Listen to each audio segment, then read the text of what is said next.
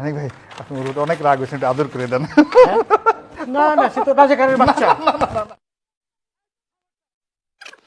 আপনার কোনো অধিকার নেই আমাকে রাজাকারের সন্তান বলার। আমি একটা মুক্তিযোদ্ধা পরিবারের সন্তান। আপনার কোনো অধিকার নেই আমাকে রাজাকারের বাচ্চা বলার। আমি একটা মুক্তিযোদ্ধা পরিবারের সন্তান। আপনি রাজাকারের কথা বলেছেন।